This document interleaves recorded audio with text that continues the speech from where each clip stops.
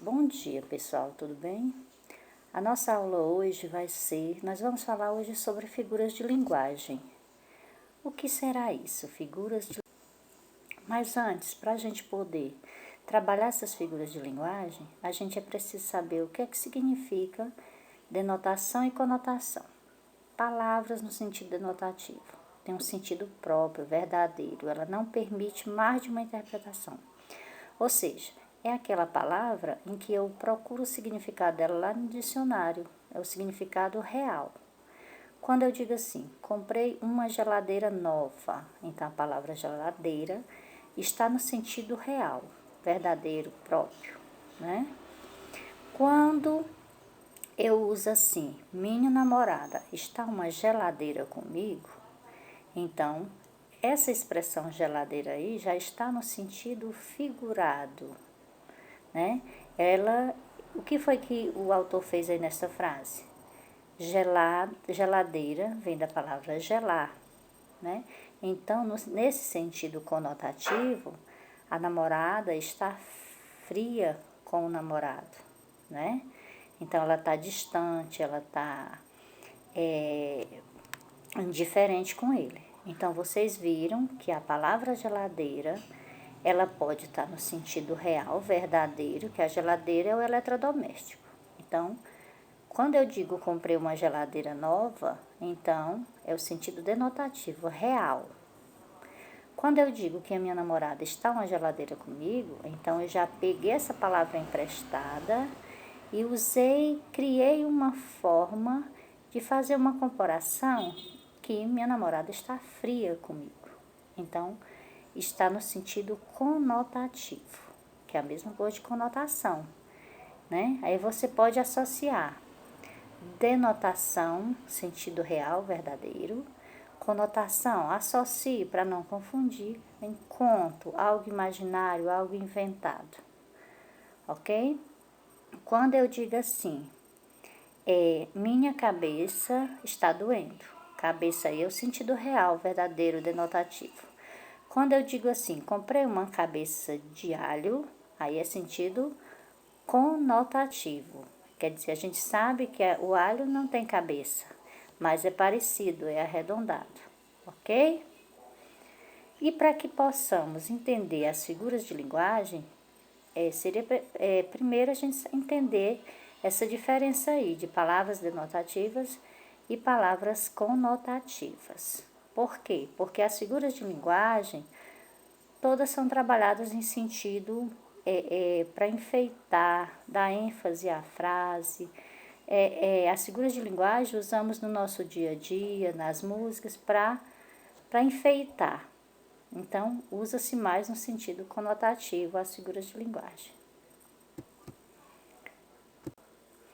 E o que seria essas figuras de linguagem? São recursos usados pelo falante para realçar sua mensagem, podendo dar a mesma força, colorido e beleza. Então, é o que eu acabei de falar. As figuras de linguagem, elas são usadas no sentido conotativo. É para dar mais um colorido, uma beleza às palavras, aos textos, às músicas. E são usados mais em textos literários, em poemas, músicas e até no nosso dia a dia.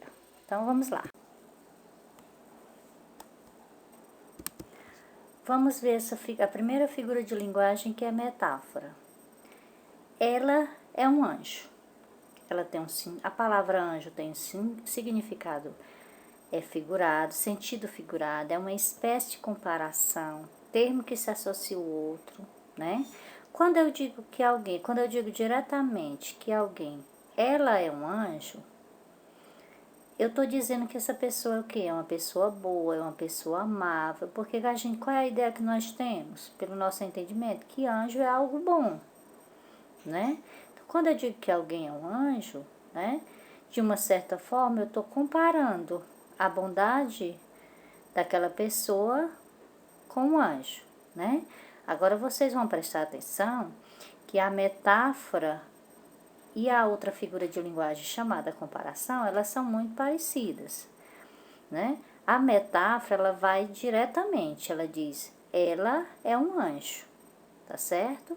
Então, quando eu digo diretamente que ela é um anjo, é porque ela é o quê? Ela é uma pessoa boa, uma pessoa amável, ok? Vejamos agora.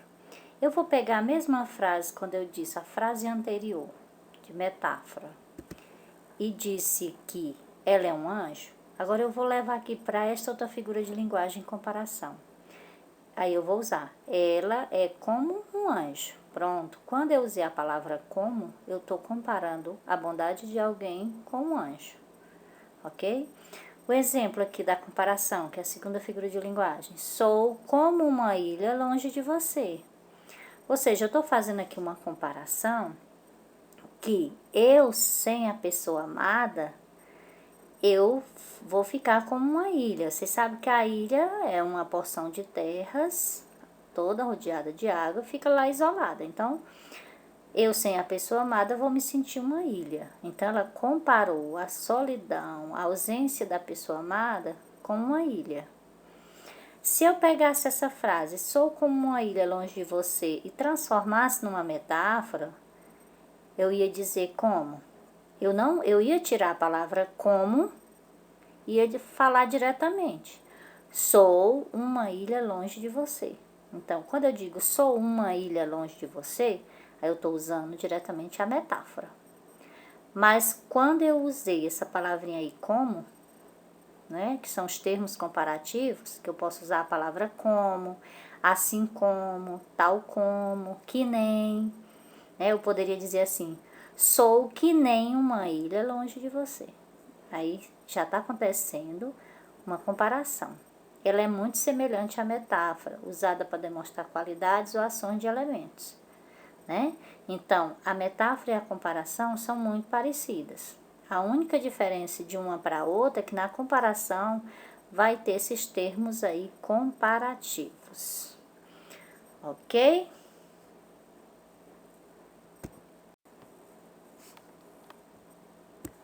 Bem, pessoal, olha, a hipérbole. A hipérbole é outra figura de linguagem. Você vai imaginar assim, e essas figuras de linguagem, que importância elas têm no nosso dia a dia? São palavras e expressões que a gente usa no nosso dia a dia, toda hora a gente está sempre usando, e a gente usa justamente no sentido figurado, no sentido conotativo, para enfeitar, para dar beleza. E uma que vocês costumam falar é a hipérbole, que é aquela expressão de exagero propositalmente. Quando você quer chamar a atenção de alguém, quando você quer chamar a atenção, quer demonstrar que está sentindo muito a determinadas coisas. Então, por exemplo, quase morro de rir. Quer dizer, ninguém morre de rir, mas você quer demonstrar que riu bastante. Quando eu digo assim, chorei um oceano de lágrimas lendo esse livro. Então, você está querendo dar a entender que chorou bastante. Mas ninguém chora um oceano de lágrimas. Isso é expressões de exagero.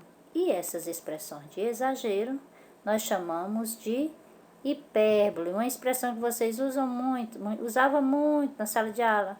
Ô tia, estou morto de preguiça, né? É exagero, né? Ninguém morre de preguiça, ok?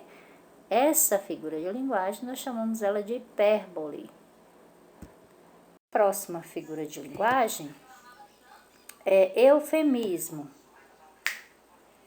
Eufemismo. O que seria isso, tia Corrinha? O eufemismo, ele suaviza uma expressão grosseira. Ou seja, quando eu não quero chamar uma pessoa diretamente que fulano é burro, né? Aí eu digo, ele não é muito sábio, né? Então, quando eu digo que ele não é muito inteligente, para mim não chamar ele grosseiramente que ele é burro, eu digo, ele não é muito sábio, né? É a mesma coisa quando eu digo que alguém, vou dar a notícia que alguém morreu, né? Então, quando eu digo que alguém morreu, eu digo assim, eu não vou falar diretamente, mas eu vou suavizar minha expressão. Eu digo, fulano partiu dessa para uma melhor, ok? E a ironia? A ironia é utilizada com expressões no sentido contrário ao que se pensa, com tom de deboche. Quando, por exemplo,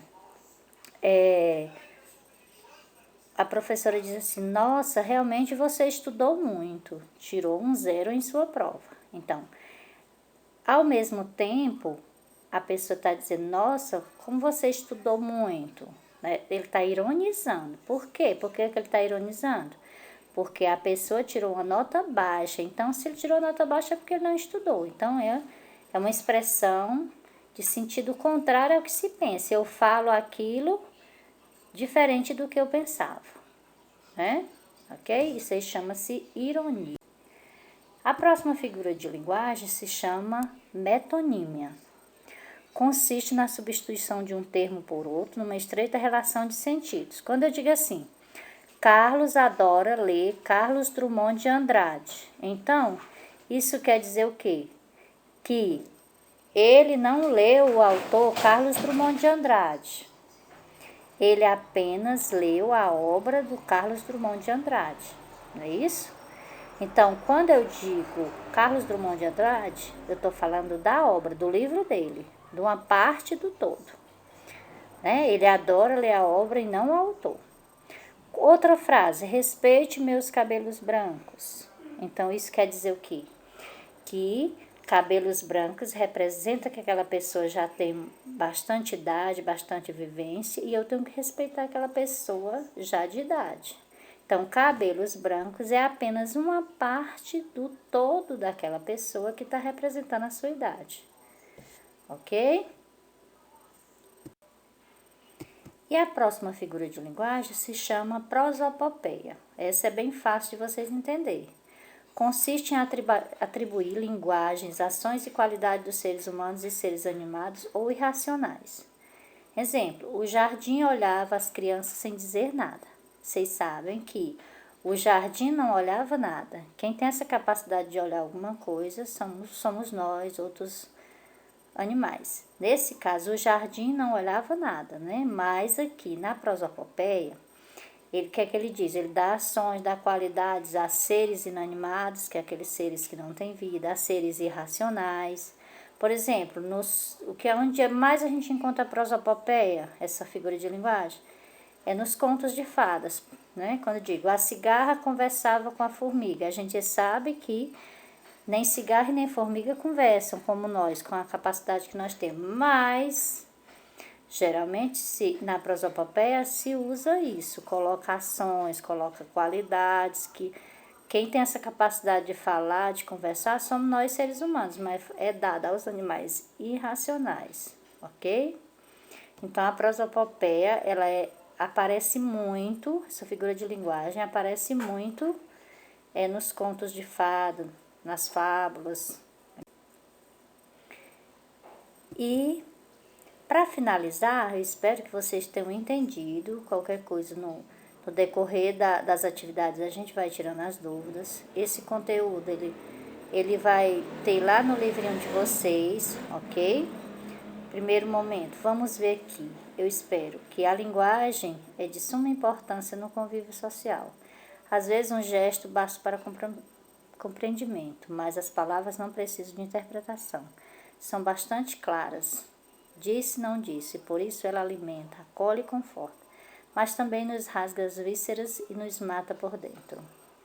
Palavra. Então, eu espero que vocês tenham entendido, saibam que essas figuras de linguagem são falas nossas no nosso dia a dia e que as figuras de linguagem elas são usadas no sentido conotativo, para enfeitar, para dar beleza às músicas, os textos literários, as nossas falas no dia a dia, ok?